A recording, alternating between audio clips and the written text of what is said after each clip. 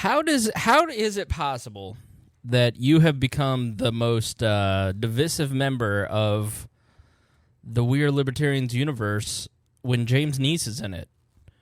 And I mean that as sarcastically, but you go on like Josh Smith's Facebook page, and man, you're the devil.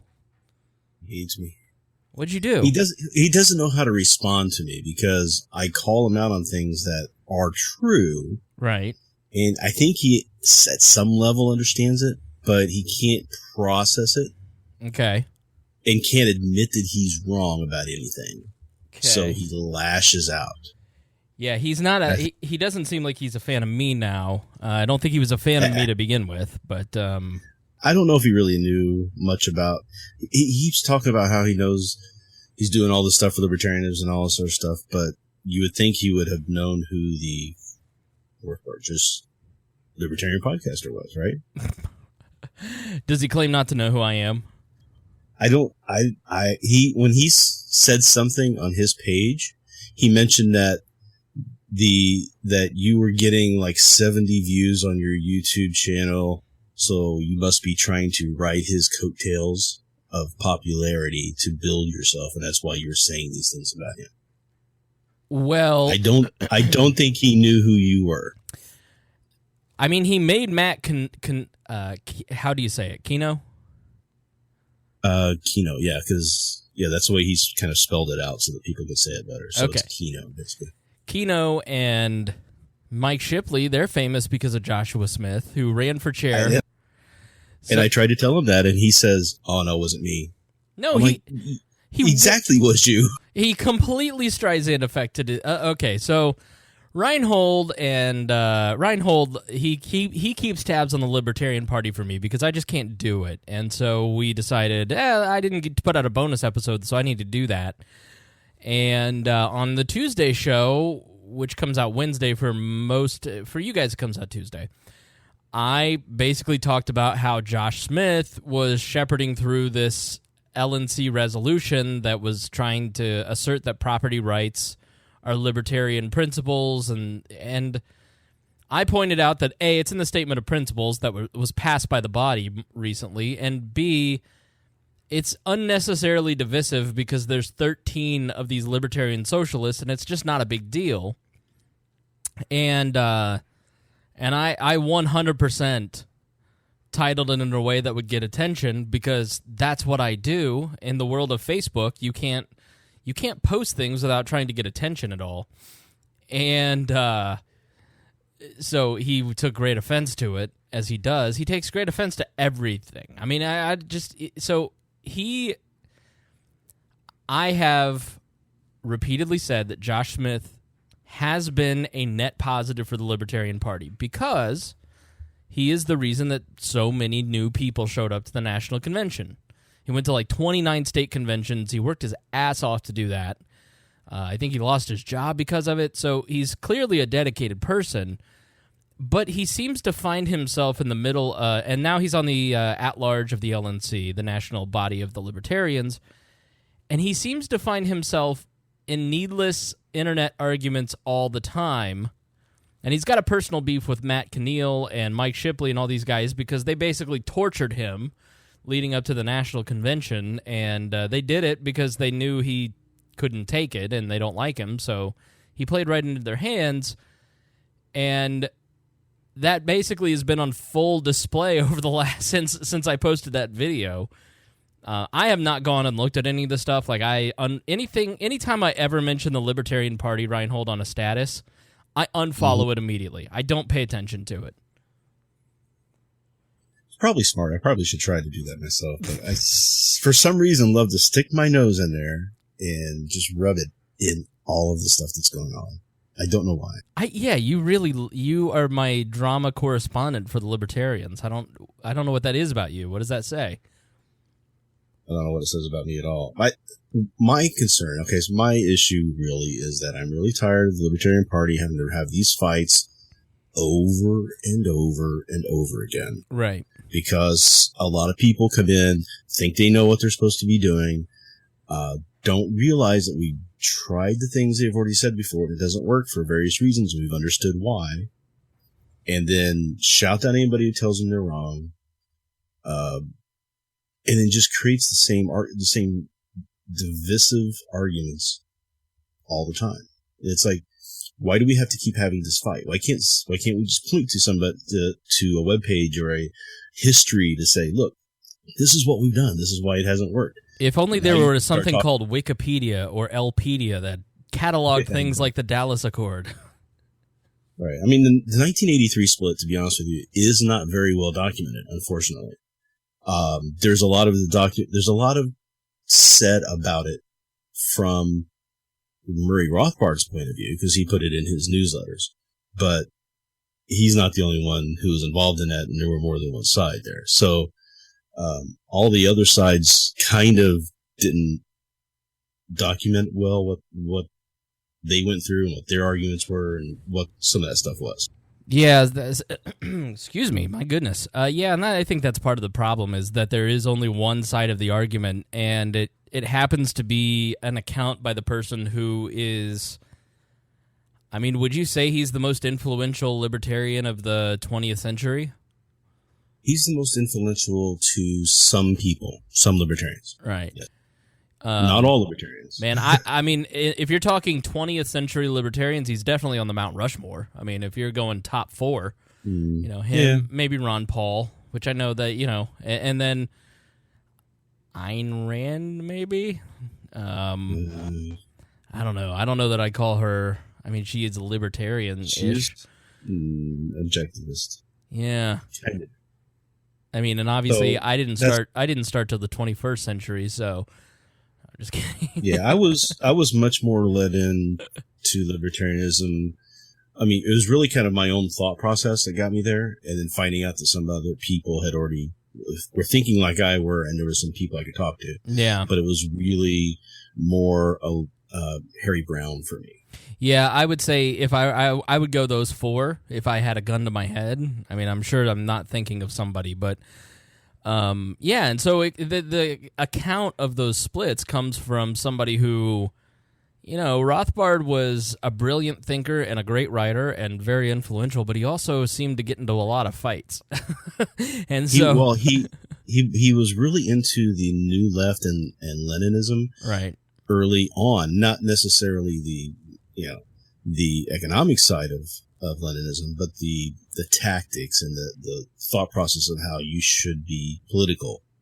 You know, that's where he really dove deep into that thinking. Well, the thing about Rothbard is that he thought about every aspect of it. I mean, he was so prolific for so long that I mean, he built a frame. If you can think it, then he built a framework for it. I mean, he really, and so the only account of those days that really remains comes from Rothbard, and so that becomes the prevailing theory, so to speak. And obviously, Ron Paul came along and cemented the. Here's the thing.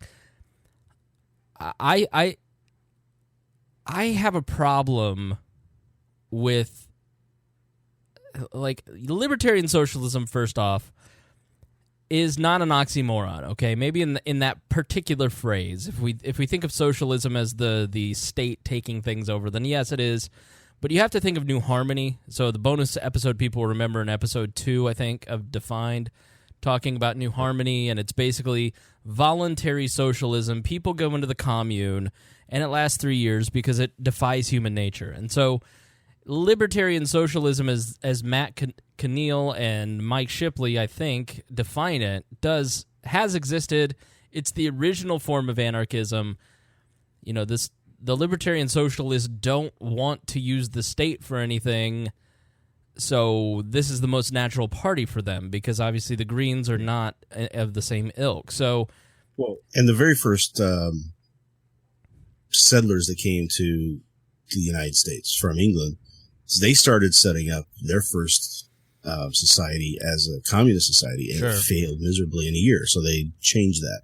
There are some Indian tribes that were doing basically voluntary socialism, but they were small tribes. They weren't very large, the large tribes, right? Well, that's the story of Thanksgiving. Is the reason they give thanks is because the Indians saved their ass. Yeah. So I look at it and I go, like, do I agree with them? No, but I don't agree with anarcho-capitalist either, so I don't want to kick anarcho-capitalists out of the people. And at the end of the day, we're moving into a world where socialism is our primary foe. I mean, it's not like it's the mid-2000s where we're battling a big right and a big left, and then the libertarians all fit neatly into the top of the diamond. Like, it's now top of diamond versus bottom of diamond. So wouldn't you want a few people around that you can pick their brain and understand their wealth? You know, in talking to these guys, they have thought out their ideology. They have thought out why they believe what they believe. So I'd rather have them around and be able to ask them questions. But the reality that they're going to take over a party when they've got 10 people and they get booed like that at the national convention, it's just not going to happen. Like, it seems like such a waste of time. And effort and energy, and right, and so they pose no great threat, and that's been my biggest bone of contention: is pretending that these people threaten the libertarian movement or party is ridiculous. Like, that's just demagoguery at its finest. So the argument that comes from the side of Joshua Smith and some of the Mises and all that stuff is that while they're out trying to bring people in, they keep hearing the message that I really wanted to join the Libertarian Party, but those socialists that you guys have in there are keeping me from doing it because I don't want to be associated with them, right?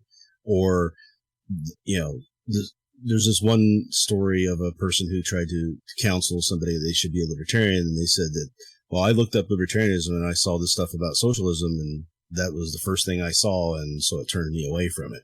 I'm like, if the problem is that they're doing a better job getting their message out than you, maybe you should learn from them on how to message and get your message out that way. Why is it that, I mean, is the libertarian view really that soft that socialists could come in and take it over? Or that you're that insecure about your own party and position in it? Exactly. So part of the problem with this also stems back to Joshua and Matt have had a long-standing feud that went back. It's gone back over a year now, and has to do with a group that one kicked. You know, that Matt, I guess the story is that Matt kicked Joshua out. I don't know any of the details. I'm trying to find out some of this information, but they've not liked each other for a long time, right? So that's kind of started it. Now, it doesn't help that Matt is trying to push and push and push, and he's not understanding that some of his messaging is bad. So he will say things like rent is theft, even though he doesn't necessarily believe that in the strictest sense. So why say it? How people take that when they hear it. Right. He's trying to make a very soft argument, but nobody's going to hear it because of what he's saying. It's just like when libertarians go around saying taxation is theft. At some point, it's kind of got to where people tune out as soon as they hear that phrase. Yeah, it becomes a punchline. Right. Right.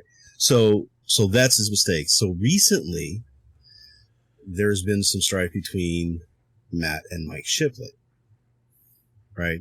So, you know, because Mike's getting a little upset about having to try to continually say we're trying to be voluntary socialist, and then get thrown in the face screenshots of Matt saying that they should be doing welfare for all right now because we're not going to get freedom in our lifetime, which is something that Matt has said. Right. So Matt's flirting with the socialist side of things. He's running for office right now, and he's also gotten put on the socialist ticket as well. So he's doing dual ticket now, which doesn't help. Right. So there's a lot of people who say, well, it's no big deal because we do dual tickets. It's not if it had been a Democrat, a Republican, or a Green Party, or Constitution Party that he did that with, it would have been fine. But the problem is that he's already got the knock of being the socialist that people are scared of. Right. So doing it with the Socialist Party just reinforces that. So understanding the messaging, and that's really been my biggest problem with like Joshua and some other people, that they don't understand the politics of what they're doing. They think they can just say their principles, repeat the message, have the specific message that they think resonates with them, and a certain group of people, that's going to work for everybody. It is not how it works. Well, they're making the fatal flaw that like Wayne Allen Root learned the hard way, in that you can't be a party official or a politician and be a political commentator at the same time. Like, it's pretty impossible. If I wanted to do what I'm doing now with this, like, you can't be a party official, because there are some times where I say nice things about Donald Trump, and there's sometimes when I say bad things about Donald Trump, and there's sometimes when I say bad things about the Libertarians or good things about the Democrats. Like, if you're a party official or a candidate, like, you're constantly, you're supposed to toe the line, I guess. And that's why I really have no use for electoral politics at this point. And Joshua seems to treat everything like it's a podcast or a talk radio show, and like he told me he was going to call me out on his live stream, and I'm like, I wouldn't even know where to find that. Like, your job is, which he started a month and a half, I think, month and right. But your job is not to use your position in the party to make yourself famous. Your job is to execute the duties of the board in a very strict fashion. And that's my problem with the Joshuas of the world, is that they go into the job trying to do it the way that they think it's supposed to be done, as opposed to the way that it actually works. And he's too bullheaded to really figure out how it works and then work within the system. Like, that's why Nick is so sneaky. Nick sticks around for 10 years and then like figures out how everything works and what's where, and then pokes and pokes and pokes. And we'll get to Nick in a minute because he's stepping on his dick again. But and so Joshua treats it like it is a campaign, and it's not. It's your job is to support the membership of the party, and the party is then to go out and run for office or support candidates or raise money for them, and to be organizational structure. And like, your job is not to make yourself a live stream. Oh, I'm informing the membership. It's like, no, that's not. I mean, yeah, maybe, but. Well, the other thing you have to understand is he's already announced that he's running for chair again in 2020. Okay. And in so if you read the mailing list of the LNC mailing list where they discuss things, he's not really participated very much in that mailing list. One of the things he's asked for in the mailing list was a link where he could send people to register for the party, where he would get the credit for it. You see what I'm saying? Yeah, like, that is so self-serving. I know. And he'll listen to this, and he'll listen to it, and then, I'll be the one getting screeched at because I'm criticizing him, and like, that's like, I'm sorry, but my beef with him is that he's the Donald Trump of the Libertarian Party, and when I called him a demagogue, this is what I'm talking about. Like, dude, you're not a team player. Like, your goal is not to raise membership so you get credit for it. Like. And it's because I think at the end of the day, he feels he has something to prove. And, like, it's the Chinese finger trap. If you just stop trying to prove yourself so hard, like, you left the convention with a lot of goodwill. Like, everybody was like, all right, glad Joshua's sticking around. Hope he's... it was his coming together of everybody. The Mises was talking to, the Pragmatics, and everybody was having a good conversation. And we even have the situation yesterday where Adam Kokesh has gotten an endorsement from Bill Weld. Yeah, what is that about? Adam then posted a video thanking him for the endorsement and saying that he has changed a lot. In the 2018, Bill Weld is much better, much more libertarian than the 2016 one, and people should be giving him a chance to show that and everything. And it was amazing, because one of the things he said in the video was that a lot of people say that they read Adam's book, and he says he can usually tell that they haven't. He says, but when he started talking to Bill Weld, and Bill Weld said he had read it, and they talked about it, Adam says, I understood that he actually read it, and he was praising it. And then he read the endorsement from Bill Weld, which was a very good endorsement. So what was the endorsement for? Is Kokesh running right now? He's running for Senate in Arizona as a write-in. That is funny. I wonder what Weld's thinking is there. Is it just to neuter his biggest, most bombastic critic?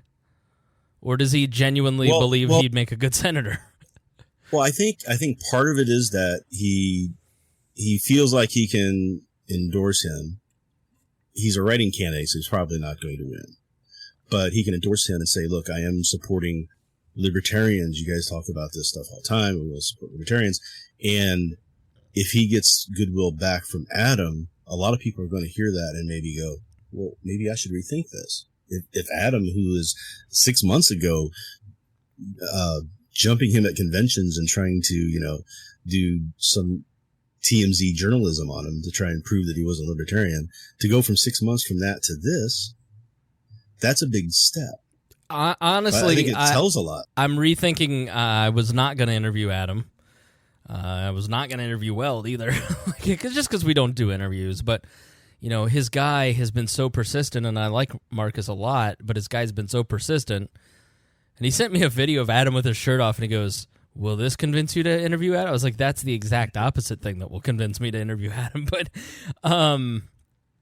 But maybe I'll read the book and then talk to him, because I think that's like good, like that. I just want libertarian. Like I get. And that was the feeling we got coming out of convention. We felt like everybody was starting to come together. We're going to get on this train. We're going to move it forward. Positive. And then a month later, we're having this stupidity. Yeah, and it's not like there's nothing in the LNC property rights thing that I disagree with in any way, shape, or form. Like, I'm philosophically on Joshua's side, but libertarians can't seem to distinguish between tactics / politics and governance / philosophy. It's like, no, I don't disagree with you. And Joshua basically like started pitting, and he's like, I sent one email to the LNC list. I'm like, meanwhile, you spent every day, all day online hounding people about this. You've done a Tom Woods interview. Interviews. Yeah, he did two of them. And you just go, is that one email? Because that's not one email, bro. I think that's but so how this came around to was that Steve is the one who proposed it, but Steve who? Joshua did I'm not sure. I can't remember or pronounce his last name really. It's Kerbel. Let me look it up. Okay. No. It starts with an N. He's on the LNC. Yeah, and he's like, I didn't introduce it. You're lying in your video. It's like, I'm not lying. Like, I'm giving the facts as I see them. Feel free to leave in the comments alternative facts, but yeah, it's libertarians sometimes just can't let go of the fact that like there's a lot of inexperience in the party, and that's what a lot of this comes down to, is that people who have never done anything political, who have never really been in any kind of club or group, right, and are living in a society that is very backward socially, they come into the party or they get into politics, and all of a sudden they think, I'll just act however I normally act, and it will be acceptable. And it's like, no, every group has its own social norms.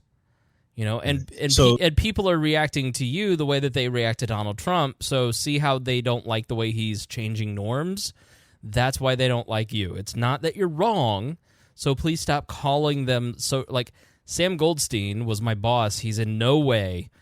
He's a hardcore libertarian. He's a hardcore big L libertarian. Like, he is not a socialist. He wouldn't support candidates morally. When he was chair, he'd let him on the ballot because he's a very fair person, but like, to call him a socialist because he doesn't agree with you wasting everyone's time is really unfair. And that's what a lot of the veiled comments in that LNC thread were, and I just disagree with that. So who's the right person that put forth the motion? Yes. So Stephen Nakalia. Okay. So he's the Region 2 representative. So he put this together. He used a conversation that he had with somebody as the impetus for it, that we needed to have this statement so that we could show that to people, to show them that we were up for socialism. And all they had to do was show them the statement of principles. But that's, I guess, not good enough. He wanted something more concise or I don't know what. So he put this forward. It was immediately co-sponsored by Joshua Smith and Karen Carlos, and I think someone else, I don't remember, but they put this through. Now, Karen Ann was the one who was much more vocal about this on the LNC side of things. She took the ground and ran with it. It's where it got very heated between a lot of the representatives, because it was just a case of, do you agree with this statement or not? If you agree with the statement, you should vote for it. Mm-hmm. And it's like, no, you're doing something politically stupid. You know, it doesn't matter if we've already, it's already there in the statement of principles. Why do we need to have this again? Well, the reason is the LNC is not a weapon. Like, you don't use the LNC and the resolutions process as a weapon against the people that you don't like or even people that you disagree with. Like, it's just not the point of the board. And the counter to that was, well, we called out Tom Woods for being a racist. Yeah, but the LNC did not technically do that, isn't true. Yes, I know. No, right. It was not Nick had one snarky tweet. Was there something other than Nick's snarky tweet that there was veiled? There was a statement he made. There was a statement he made about, we don't allow racists in the party and they should get out. So that's a purge. He's calling for a purge. Why can't we, and they said that they weren't calling for a purge. But what they don't understand, or what either they understand it and they were trying to diffuse this, or they they do understand it and they were trying to diffuse it, or they don't understand it, is that was exactly going to be used as a purged instrument by a lot of people. Right. That was the whole kind of the point of it. Yeah, but and I would also argue that there's a difference between a well thought out political position that we just flat out disagree with, and people who are so ignorant that they hate another person because of their melanin count. Like, there's not an equivalence between those two. Like, I agree, and I made that comment several times. Like, if we can't tell the difference between disagreeing with someone on an economic policy and people who actually think that they are better than someone else based off of their race or sex or whatever, or they're that small-minded, then I think we have a bigger problem than this now. I mean, we've got, talking about the statement of principles, we've got a whole group of people inside the LP, a lot of people who are anti-immigration. Sure. Right? Why are we, that's a much bigger block of people than the socialists. And immigration's really a big deal right now to be talking about. So why are we not, saying something there, putting out a statement of principles about that? It's in our platform. We don't need to. It's in our statement of principles. We don't need to. Yeah, and I would say that, there is a difference between somebody who has a I don't know, because they're not advocating the use of the state for their socialist fantasies, but somebody who has closed borders is advocating for the use of the state to initiate force to keep people out of a fake line. So I wanted to say, I don't know, they have a total worldview, but at the end of the day, it's kind of like, I don't know, they're fairly harmless compared to closed border people. Karen Ann tried to make the point several times that she doesn't want to purge and she's okay with voluntary socialists, right? And everybody kept saying that we're okay with the voluntary socialists. It's just the actual social people who want to use force to enact their policies. Those are the people we're against. But there's really nobody in the party that could be directed at. There are some problems with Matt's messaging where he is stepping across the line and actually saying things like that's getting caught in screenshots and then passed around. Right. That's where that's coming from. So, but it's really a very, very small handful of people at the most. When you say we need to purge an ideology out of X group and people can name the individuals that would affect, then they're no threat at all. It's when it's a large enough group that you can't count on one hand how many people you're purging. Like, so it's just, to me, I just look at all this stuff and I go, if Bill Weld and Adam Kokesh are the well-behaved members of the party, and yet our LNC, including our chairman, who can't stop tweeting rap videos as a side-eye to Tom Woods, it's like, what good are you people? Why? I don't know why everybody got really freaked out about that. I thought it was a funny little thing. I don't know because it's unnecessary. Because he's got history, and Tom Woods made a good faith effort to join the party, And then he gets into it with a rapper who is being an absolute dick and encouraging people to lie about Tom Woods. And then Nick, as he said on his podcast, Tom Woods is like, okay, so you're the chairman of the party. You've got someone who is, he didn't say this, but it's the truth. He's influential and he just joined the party. And you see an argument between Tom Woods and Eric July versus this rapper Talib, yes, thank you. And he's a complete socialist who disagrees with everything we stand for, and you choose to needle Tom Woods and Eric July. And he's right. Tom Woods is totally right. It's unnecessary. And Nick and I had a chat about something unrelated, and he's like, and he said something along about it, and I was like, I have no idea what you're talking about. And he's like, don't go on Twitter, because I just don't I don't follow any of this stuff. But after listening to the Wood Show today, I figured out what he meant, and I want to go back and just ask him and be like, what are you doing? Because the party's in such good shape, and it's like, none of these people help themselves. Matt Keneal is a sympathetic figure in this in some respects. And then he goes and says stuff that it's hard to defend him. Nick just starting to kind of regain his reputation, and then because of Tom Woods, and it's like, Tom Woods put the Peace Branch out there, and then you got to tweet the rap videos. It's like, you're much too self-controlled for this to just be an erratic drunk tweet, So, I don't know. It's like, help us just... silliness. Just he has such a great message about everybody trying to get along and everything else. It's like, yes, but then you do the one or two stupid things. And it's like, oh, it's so frustrating. And then you've got people who are just every day lobbing back and forth insults and statements and everything else.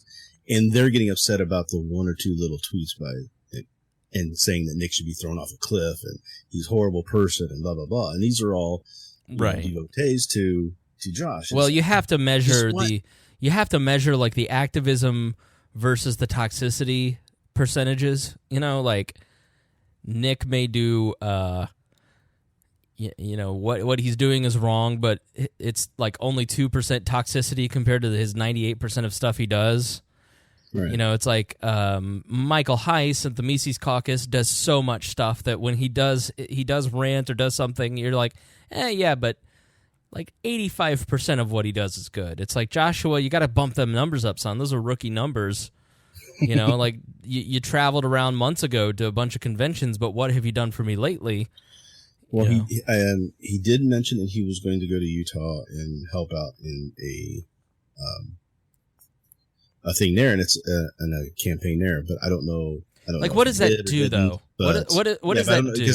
Because he could do that without being an LNC member. I mean, I don't know where he's using the LNC, whether his position on the LNC is being utilized the best, right? So the at-large thing's kind of a bullshit position anyways. I mean, you're just kind of representing the mob.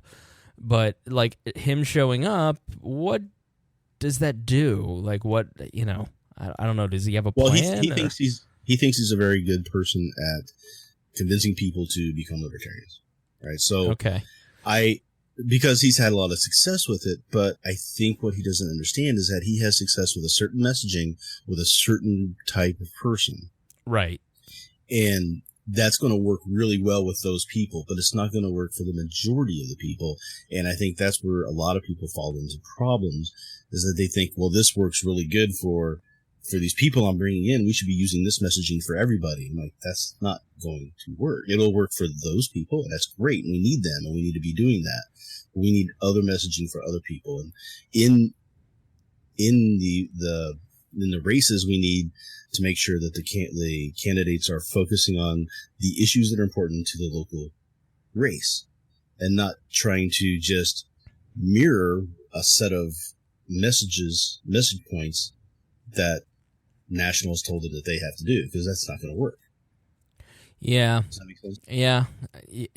I don't know. I become more successful the less time I'm on Facebook.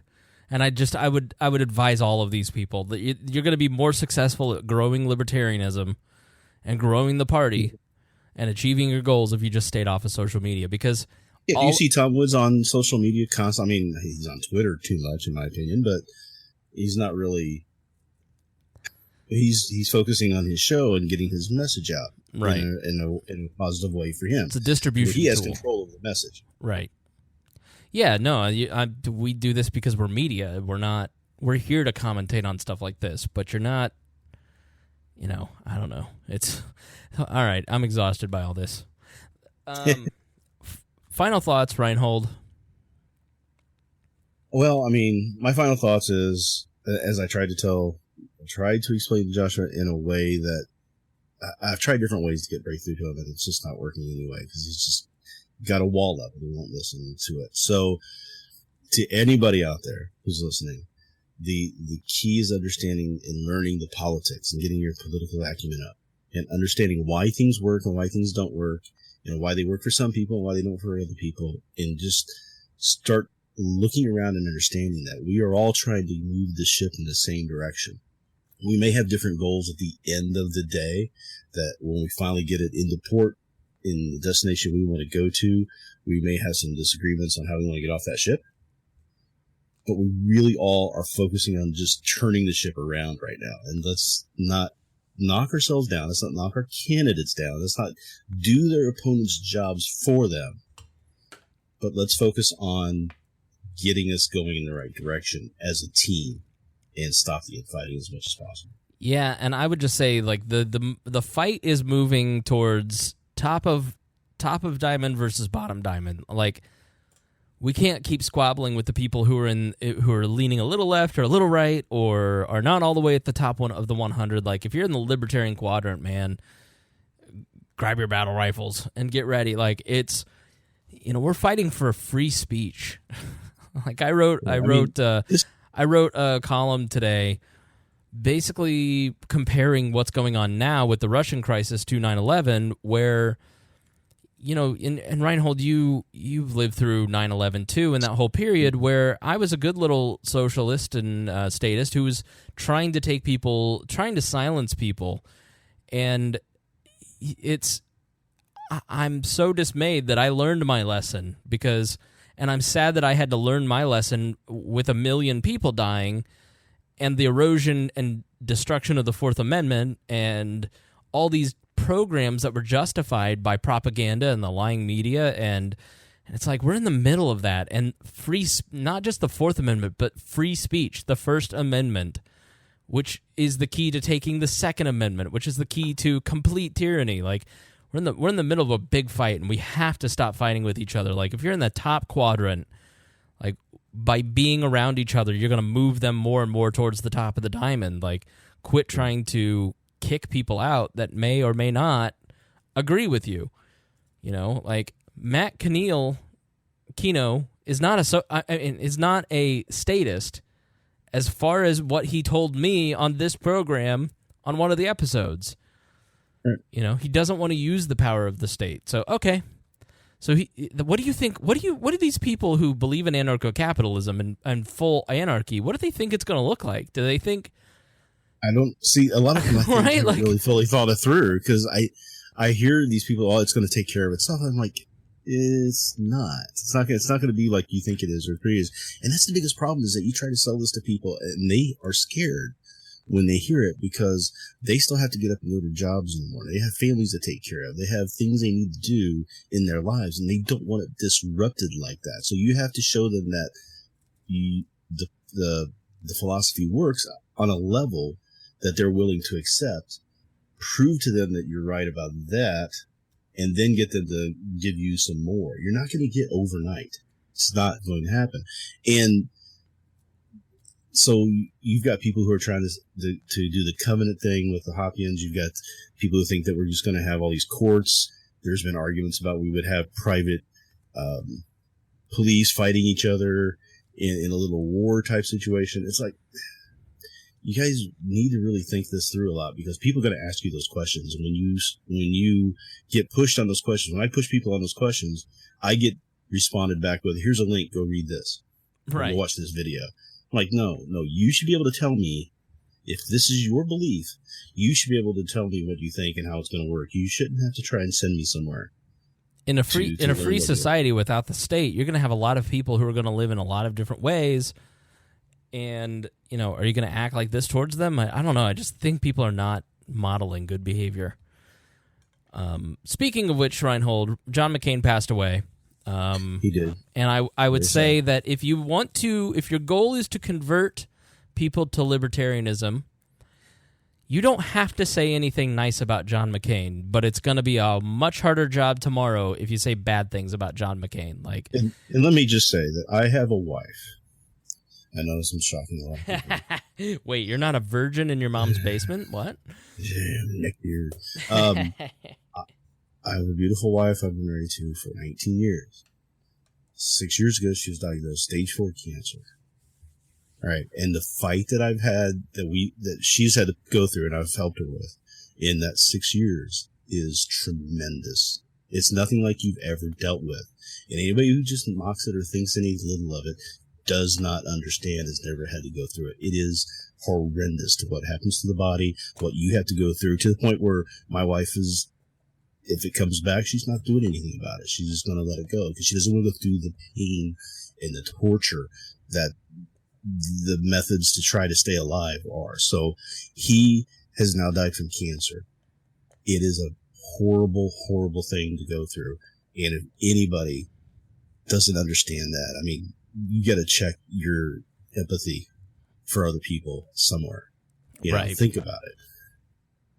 It just amazes me that anybody could even think about saying anything right now that's not just, I'm sorry for what you had to go through.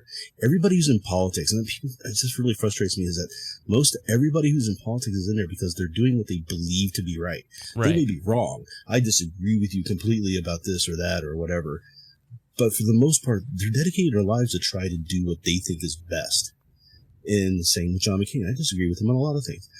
But the man worked to try to make what he thought was right and try to make the country better.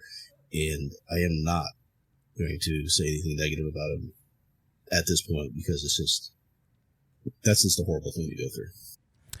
All right, we'll leave it at that. Rhinehold, thanks for joining me. Oh, no problem. Thank you for having me. All right, thanks.